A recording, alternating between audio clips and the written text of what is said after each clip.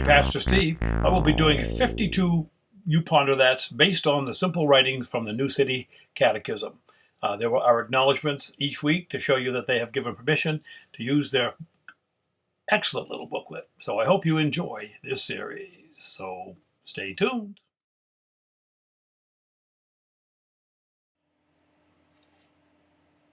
Morning, Pastor Steve here. Question this morning, number 49. Where is Christ now?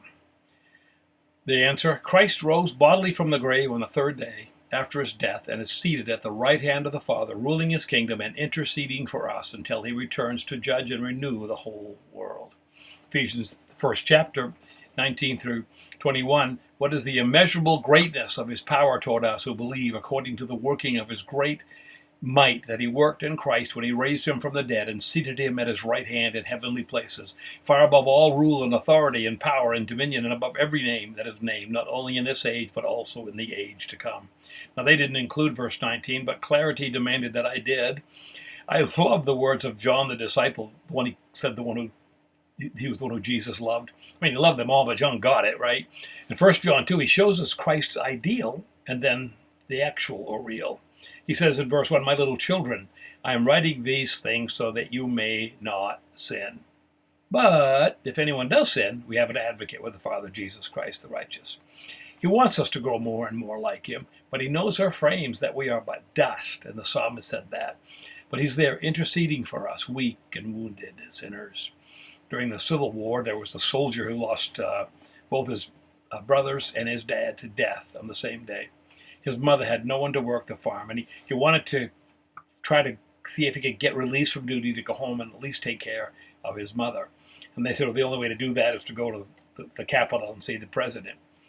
So he was given a pass to go, and he went to the White House, but the guy on duty said, you can't see the president, young man. Don't you know there's a war going on? The president's very, very busy. Now go back to the war. Go to the battle lines where you belong.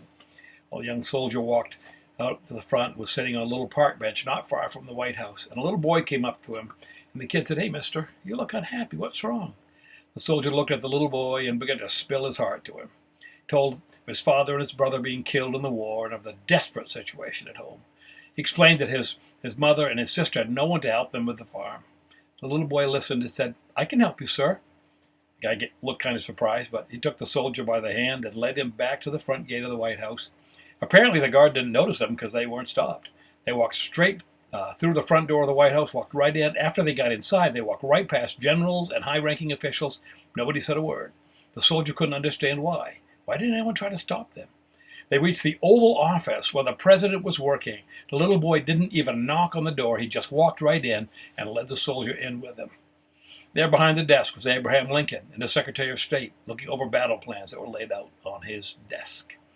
The president looked at the boy and at the soldier and said, good afternoon, Todd. Can you introduce me to your friend?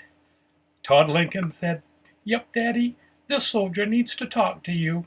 So the soldier pled his case before Mr. Lincoln, and right then and there he received the exemption that he desires. It may be a real or not real story, but I think it is a picture that we have an advocate. We have an advocate with the Father, the Son of the Most High God. You ponder that, Pastor Steve.